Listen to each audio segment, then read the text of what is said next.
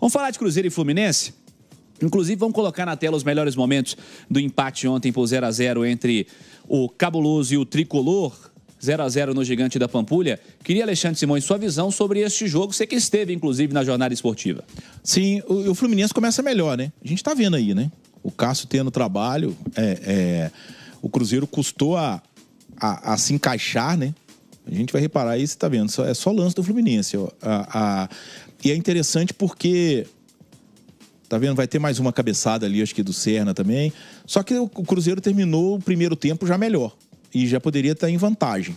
Tá? Eu acho que esse lance aí, que é a cabeçada que o Cássio pega no canto, olha lá, o Cruzeiro poderia ter terminado o primeiro tempo em vantagem. Teve a bola na trave do Kaique, teve uma ótima finalização do Matheus Pereira, teve outra, acho que foi do Lucas Romero, não foi? Da meia-lua?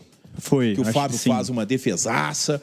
O Caio Jorge teve a oportunidade numa bola cruzada pelo Arroio. Teve essa do Arroio aí, ó, que é um lance para poder fazer e foi consciente. Tem essa aí, tá vendo? Se o Caio Jorge acerta o carrinho ali, era caixa, né? Então o Cruzeiro produziu bem no final do segundo tempo. Essa aí é a defesa. O Fábio joga, a bola pega na trave. Essa é inacreditável. A bola pega na trave. Cabeceio do Kaique vai na trave, volta na mão do Fábio, ele manda na trave de novo. Inclusive na transmissão da TV fechada, o narrador gritou gol. Chegou a gritar gol. Olha que coisa impressionante. E o Kaique, cara, como o Kaique sobe, né? Essa aí do Matheus Pereira que foi um pecado. Eu acho que o Matheus jogou do lado errado. Se ele tivesse jogado na trave aqui, na trave direita aqui, né? O Fábio não chegava nela, não. A bola foi bem pra cima dela. Essa aí que é a do Romero, né? Não, essa aí. Quer falar? Pode continuar falando, Alexandre. Não, eu tô vendo. Não tem por que fazer um silêncio enquanto acontece. Se é o Romero, se não é o Romero, for o Você Romero. não consegue falar e observar ao mesmo tempo. Admirando o belo lance. Agora que o Cirilo, uma coisa impressionante. O Acosta, né? O baixinho. E o Cuca não quis, hein? Bom jogador. Siga monitorou ele, ia ficar livre. Essa bola no travessão do Hércules. Inclusive, o Matheus Pereira tava louco com ele. O jogo, os dois viravam e mexiam, os dois se encontravam e saía faísca dos dois ali no meio campo. É um 0x0 cheio de chance, né? Isso, e aí por pouco não sai o bagre da rodada, né? O William e o Cássio arrumaram a confusão ali na bola. Agora, no segundo tempo, o Cruzeiro foi dominante. O Cruzeiro, no segundo tempo, foi dominante em cima do Fluminense. Aí, o Fábio faz tudo, mas essa aí não foi calculada. Escorregou um cadinho. E aí, Rafa? Pois é, eu acho que assim, o jogo no primeiro tempo foi excelente. Foi excelente, a gente não tem que falar, as duas equipes querendo jogar, o Fluminense tendo um pouco mais de posse de bola, o Cruzeiro na dele, jogando em transição, pressionando, roubando a bola e saindo rápido. Eu acho que o segundo tempo ficou muito condicionado pela arbitragem. Eu acho que o árbitro foi muito mal. De novo, né? A gente tem que falar. Só que eu prometo que a gente não vai se estender nisso aqui, não. É só uma ressalva, porque assim, se o árbitro tivesse mantido a mesma postura do primeiro tempo, não tivesse feito toda aquela lambança no final, de ir no VAR, ficou assustado com o sangue ali do jogador do Fluminense, a gente não teria tido um segundo tempo que eu acho que poderia ser um pouco mais, sabe? Eu acho que as duas equipes foram um pouco prejudicadas ali pela arbitragem do nosso querido, que eu confesso que eu não sei o nome, eu sou muito... Rodrigo José Pereira de Lima. Eu sou muito ruim pra nome de árbitro. Esse eu decorei. Horrível. Aqui, só pra gente fazer uma correção aqui, ó. O Matheus, tá vendo? Eu tava na dúvida, por isso que eu tava olhando. Ó. O Matheus tá dizendo pra gente aqui. Foi o Kaique que chutou, Simões, de direita. Então o Kaique que chutou pra aquela defesaça do Fábio. Por isso que eu fiquei na dúvida, do Kaique e do Romero ali naquele chute. Então, mas é isso. Eu acho que assim, no primeiro tempo foi uma boa apresentação das duas equipes, as duas equipes querendo jogar futebol. O segundo tempo eu acho que ficou um pouquinho condicionado aí por conta da arbitragem. E o 0x0 muito na conta do Fábio, né? Porque o Cruzeiro teve muitas oportunidades ali no primeiro tempo. Eu acho que o Fluminense teve algumas, mas muito em relação a chutes de fora da área. O Cássio não teve, acho que, nenhuma dificuldade em fazer as defesas, ao contrário do Fábio. O Fábio teve que se desdobrar ali. Algumas chances, principalmente a do Caio Jorge, que ele fura o carrinho. O chute do Matheus Pereira, tudo bem que foi um pouquinho em cima dele, mas mesmo assim, se é um goleiro que não está atento, a bola vai e entra. Então, assim, eu acho que é muito na conta do Fábio, por isso que a gente até elegeu ele como o melhor jogador aí da rodada. Pois é, o Lucas Barbosa tá com a gente também, não falar negócio de arbitragem daqui a pouquinho, mas queria sua opinião sobre o jogo também. Lucas Barbosa, seja bem-vindo, um abraço, boa tarde. Boa tarde, Cirilo, Simões, Silveira, obrigado por mais uma oportunidade aqui no Goleada. Um jogo muito legal, né? Nesse sábado. Gostei muito dessa partida, nesse domingo, né? Cruzeiro e Fluminense, um jogo muito aberto, um clima legal, né? Domingo à tarde. A estética da partida muito bonita também, com os uniformes das equipes. Então, um jogo bem legal que a gente viu no Mineirão. Um jogo aberto, as duas equipes tomando protagonismo do jogo. O Fluminense começou melhor, o Cruzeiro depois apertando a saída de bola do adversário, criando as oportunidades. E realmente foi bem legal, um alto nível da partida. Pena que a arbitragem mais uma vez atrapalhou na condução do jogo como um todo. Ficou devendo aí o Rodrigo Pereira, como é que é? Rodrigo José Pereira de Lima. O nome da fera, realmente. Ficou devendo. Cruzeiro que fez um segundo tempo assim de trocação. No segundo tempo, como vocês já falaram, foi dominante, mas também não foi tão criativo no segundo tempo. Eu acho que as substituições do Cruzeiro atrapalharam o time. É um ponto importante, né? Os jogadores que entraram não conseguiram melhorar o nível. Na verdade, caiu. O Cruzeiro, depois que entraram os reservas, eu acho que piorou bastante. Ontem ficou comprovado, né, que o Gabigol não tem como jogar pelo lado direito, né? Ele jogou correndo pra trás, né? Pois é, não tem condição nenhuma naquela função ali, impossível. Eu acho que tem outra coisa também que eu acho que ficou claro no jogo de ontem, tá? Só para não passar alterações, ó. Saiu o Arroio, entrou o Gabriel. Isso com 23 segundo tempo. E aí já mais para a reta final, aquele recorte ali de 10 minutos mais acréscimos no fim. Cauã Moraes no lugar do William, o Wallace no lugar do Eduardo, Sinisterra no lugar do Christian e foi só. Isso. No jogo de alto nível, eu acho que o Eduardo não é o substituto do Lucas Silva. Sim. Não é o Eduardo. Tem dificuldade, né? Tenta outro, tenta um menino da base, tenta o Murilo Hickman, tenta o Japa, tenta quem for, já que não tem o Mateuzinho. O Eduardo não é o substituto do Lucas Silva no jogo de alto nível. Eu acho que o início do jogo o Cruzeiro sentiu muito, foi por isso. Sim.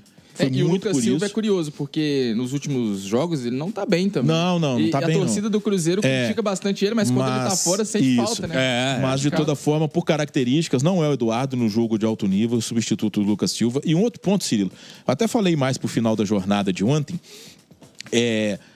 o Jardim nunca escondeu que o objetivo dele era levar o Cruzeiro a Libertadores. E esse objetivo já está cumprido e vai, inclusive, à fase de grupos. A gente já explicou aqui essa distância que o Cruzeiro tem em relação ao Botafogo aí. Mas olha só que impressionante a regularidade do Cruzeiro, cara. No turno, o Cruzeiro conquistou 64,91% dos pontos. No retorno, o Cruzeiro tem a campanha de 64,29%. Sim. Campanha idêntica, praticamente. O Cruzeiro, no turno, sofreu 13 gols nos 19 jogos, média 0,68. Agora, após 14 rodadas, né? Sim. O Cruzeiro sofreu 9 gols, média 0,64. Agora, nos gols marcados, aí está uma distância considerável. E eu acho que aqui é onde o Cruzeiro precisa trabalhar, principalmente pensando em semifinais e final de Copa do Brasil.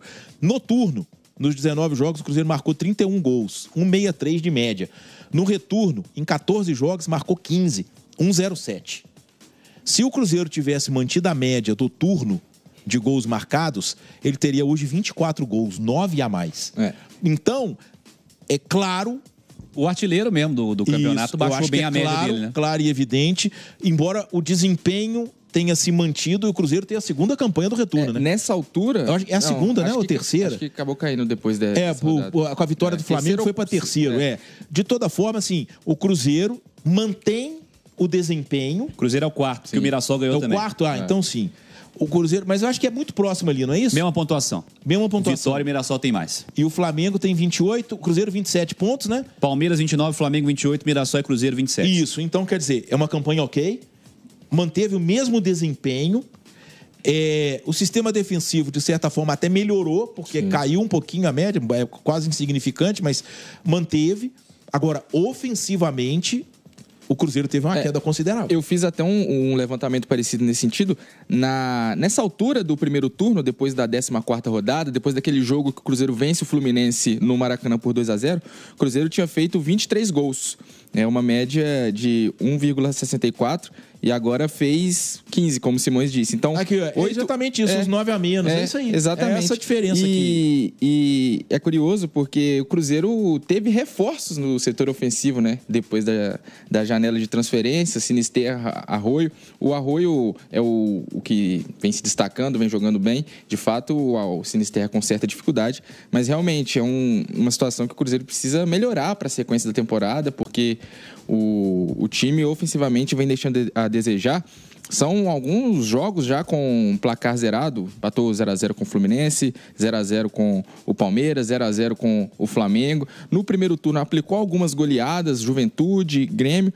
Então é um ponto de alerta pro time do Leonardo Jardim. Esses números só afirmam o tamanho da campanha do Cruzeiro e quanto Flamengo e Palmeiras estão fazendo um campeonato absurdo, né? Fora totalmente do normal. Porque se fosse um campeonato onde as duas equipes estivessem mantendo aí a média dos últimos anos, o Cruzeiro com certeza estaria ali na ponta da tabela. E a questão da parte ofensiva passa muito pelo Caio Jorge, né? O Caio Jorge, esse último mês, assim, os 2 últimos meses, acho que isso tem aí reflexo nesses números ofensivos. E ontem, por exemplo, eu acho que o Caio Jorge, principalmente na segunda etapa, ele desperdiçou 2 chances que eu acho que no turno ele não desperdiçaria. Uma que ele puxa no contra-ataque, eu acho que o Matheus Pereira até entra para a esquerda ali, mas eu acho que muito mais como opção do que qualquer coisa. Esse lance o ângulo é para ele chutar mesmo. E esse lance é muito parecido com um gol que ele faz contra o Bahia. Ele fez gols dessa jeito, maneira, né? Engraçado. Indo até o final. Eu acho que o Matheus puxa ali muito mais para chamar a atenção da marcação, para poder deixar o campo mais livre para ele. E um outro, cara, o Vidalba botou a bola na cabeça. Sim. Ele não estava impedido. Sim. Não estava impedido. Ele cabeceou em cima do Fábio. Se ele cabeceia para qualquer um dos dois lados, era gol, porque a distância era muito grande, era muito pequena e a velocidade da bola é muito grande. Agora, só chamar a atenção para uma coisa que ontem eu assisti no jogo, mais uma vez, o Matheus Pereira joga demais, né, gente? Que campeonato do Matheus Pereira? Absurdo. Ele é muito absurdo muito bom e de bola. Assim, é muito... E ficou muito assim a impressão, acaba que o sangue, né, chama muita atenção, o lance do Bernal, que foi tratado como mais uma lambança no conjunto da obra do Rodrigo, né, do árbitro do jogo de ontem. Mas é um lance que não é tranquilo. Eu acho ali que talvez tenha faltado um pouco de maldade ao Matheus Pereira. Por quê? Porque ele sofre a falta do Bernal, que já tinha amarelo. Sim. E era a falta para segundo amarelo. Ali era o final do primeiro tempo. Então o Fluminense ia ter um jogador expulso. Mas eu acho que o braço dele não foi... Não é cotovelada, não tem gatilho, não tem nada. Eu acho que foi mais no movimento. Ele sofre a falta, e se tiver o lance, vai ver claramente, ele sofre a falta por baixo. Além de segurar em cima, o Bernal dá uma alavanca na canela dele por baixo. Ele tá que faz aquilo ali, ele tá com o braço para se equilibrar, e o braço vai para trás e pega numa região que abre. Exatamente, que abre com muita facilidade. A gente vê jogo de basquete, por exemplo, bem comum. É uma coisa comum. O Matheus tem essa característica de não desistir da jogada, né? Ele é o oposto do Caicai, ele não cai. Às vezes até é necessário que ele caia, né? Se ele caísse, o Cruzeiro ia ter a vantagem de jogar o segundo tempo com um jogador a mais, porque não teria outra opção pro árbitro, a não ser expulsar o Bernal. Porque ele segura o Matheus por cima e dá uma pancada por baixo. E é nessa pancada de baixo, né, que dá a desequilibrada no Matheus Pereira, e que aí ele tá com o braço aberto justamente para se equilibrar, porque o equilíbrio aumenta quando o cara abre o braço, e no que ele toma essa pancada aqui, ele, na queda, o braço dele vai para trás e pega. E ali era um lance interessante, né? Porque por mais que criou a polêmica, que não sei o quê, era um lance em que o árbitro poderia punir a vítima, né? Sim. Porque era um lance de segundo amarelo do Bernal, porque... E o próprio árbitro chamou a responsa de ir lá no VAR, né? Exatamente. Isso, ele que quis ver, porque ele viu o sangue. Ele falou, pô, o que aconteceu, né? Exato. Só que ele foi ao VAR e viu que o lance igual que ele tinha visto em campo. Uma jogada, e que ele poderia ter dado cartão amarelo pro Bernal. Eu não vi ali um movimento não tem o gatilho. Não existe. É diferente. Não diferente o gatilho do braço ir para trás quando o cara tá caindo. Para fechar a história do Caio Jorge que vocês falaram, depois daquela decisão da Copa do Brasil em que ele marca 2 gols, né? E decide a parada no jogo da volta no Mineirão, 9 jogos do Cruzeiro, todos pelo Brasileiro. Ele fez 1 gol. Então é bem diferente do cenário que ele viveu anteriormente. Não, ele fez mais. Ele fez 2 no Vitória. Desculpa, 2. Fez 2. Fez 2. Um jogo, né? Fez 2 em um jogo. Ele fez gol em um jogo. Foram 2 gols naquele dia contra o Vitória. Um de pênalti, né? Que ele sofreu. Sim. E o outro com bola rolando. E além disso, ele tem 2 assistências também. Então são 2 gols e 2 assistências no espaço aí de 9 jogos. Se você pega o comparativo com o que ele vem fazendo no Campeonato Brasileiro, né? É uma diferença considerável. Né? E aí é o que a gente conversa muito ali, às vezes, na redação, sobre o Matheus Pereira. Ele é excelente campeonato, mas a única ressalva que a gente precisa fazer em relação a ele é essa questão de ser um cara que queira balançar mais as redes, sabe? Ser um pouquinho mais fominha pra fazer gol. E chutar com mais raiva, né? Exatamente. Eu acho que falta isso pra ele. É a única coisa, que é por exemplo, que tá acontecendo com o Arrascaeta. Sim. O Arrascaeta é o ponto ali, eu acho que é a virada justamente do Arrascaeta nesse ano, é justamente isso, é querer fazer mais gols. O Arrascaeta ontem chegou a 200 participações em gols com a camisa do Flamengo. Acho que falta só isso pro Matheus Pereira falar assim, pô, é o 10 absurdo, clássico que o Cruzeiro tem. No mais, jogadoraço. E essa questão do Caio Jorge. O Caio Jorge caiu um pouquinho de desempenho, o Cruzeiro teve um probleminha aí com a questão da finalização justamente por isso. Porque não tem ali jogadores com esse ímpeto de marcar. O Arroio tem um pouco essa característica, né? Mas ainda está em evolução. Exatamente. O Arroio talvez seja esse jogador. Falta isso ao Cruzeiro. Depende demais ainda do Caio Jorge na questão de balançar as redes. O Caio Jorge, só, Cirilo, nesse período que ele ficou com esse jejum, desde a partida da Copa do Brasil, eu estava sentindo ele muito travado fisicamente. Estava sentindo ele bem desgastado. Depois que teve aquela situação toda da expulsão, ele ficou alguns jogos fora por suspensão.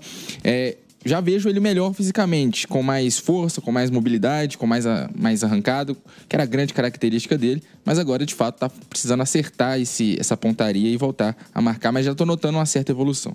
Pessoal, like pra gente aí, por favor, clica no like, clica aí no joinha, deixa aquele like pra gente aí, pra fechar o assunto Cruzeiro e falar da arbitragem do Rodrigo José Pereira de Lima. Não vou nem falar dos lances do jogo, não, mas eu tenho uma opinião que tem ficado pra mim cada vez mais clara, que é a influência que o jogador brasileiro tem no nível ruim da arbitragem. Para mim é muito claro como o jogador brasileiro atrapalha a arbitragem. O Rodrigo José Pereira de Lima é um bom árbitro? Não é.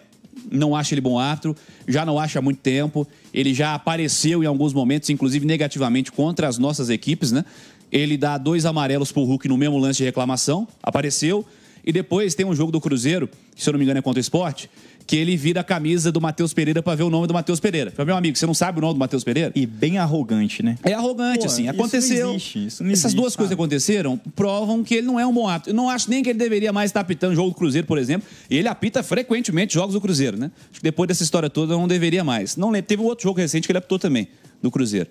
Mas acho o ato ruim. E acho que tem muito ato ruim por aí. Mas assim, a maneira como o jogador brasileiro percebe que o ato é inseguro e ruim e deita pra cima do cara e avacalha o resto do jogo. Que é o que rola aqui no Campeonato Brasileiro, no futebol brasileiro. O jogador brasileiro é parte influente, muito influente no nível ruim da arbitragem que a gente tem por aqui. Reclama por qualquer coisa. Ontem o Neymar, com perdão ao senhor e à senhora que está nos acompanhando agora, mas o Neymar foi na nuca do Sávio Pereira de Lima, que é um ato ruim. Ruim, aliás, e arrogante também. Aliás, Sávio Pereira Sampaio, perdão. Do Sávio Pereira Sampaio, é irmão do Wilton, né? Do Sávio Pereira Sampaio. E virou pra ele e falou, você é um merda. O Neymar disse isso na nuca do cara. Pô, gritando com ele dentro do campo. E eu não sei se o Neymar já tinha tomado amarelo naquele momento, porque teve um amarelo por reclamação antes. E assim... Foi o lance que ele esbraveja? Na entrada... Não, ele não toma amarelo e toma um amarelo porque... Depois. No lance que origina até o escanteio do gol do Flamengo no primeiro tempo. Então, assim, nós estamos falando de algo que é cultural, que eu não acho que vai mudar. Para mudar, eu acho que vai ter que ter algo muito sério. Mas, assim, o jogador brasileiro, ele é parcela significativa para mim do problema arbitragem. No fim das contas, todo mundo só quer tirar vantagem, né? Ninguém tá preocupado com melhora, com nada. Só quer levar vantagem e ser beneficiado mesmo. Lucas Barbosa, seja sempre bem-vindo. Muito obrigado. Tem destaques lá no itatiaesporte.com.br? Tem uma matéria que eu soltei há pouco, mostrando um pouco sobre um padrão do Cruzeiro nesse Campeonato Brasileiro, que mais uma vez aconteceu nesse jogo contra o Fluminense. O Cruzeiro venceu o Grêmio no meio da semana e chegou embalado para essa partida contra o Fluminense. Teve o tropeço de certa forma frustrante para a torcida do Cruzeiro, que esperava vencer e colar nos líderes e tudo mais. Não é a primeira vez que isso acontece, se tornou um padrão negativo nesse time do Cruzeiro, depois de vitórias importantes ou desgastantes no meio da semana fora de casa, o time chega no Mineirão e acaba tropeçando.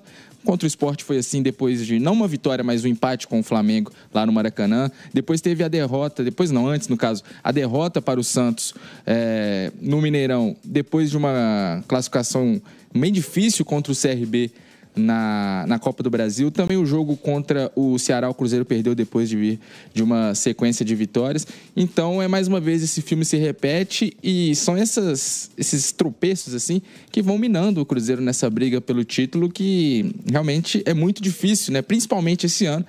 Apesar da grande campanha que o Cruzeiro faz, tem essa situação que eu acho que é muito explicada também pela parte física. O Cruzeiro é um time muito intenso e quando não tem esse período de treinos, de descanso, acaba sofrendo muito e tem uma queda de desempenho que, de certa forma, é normal, mas é algo que atrapalhou o time nessa temporada.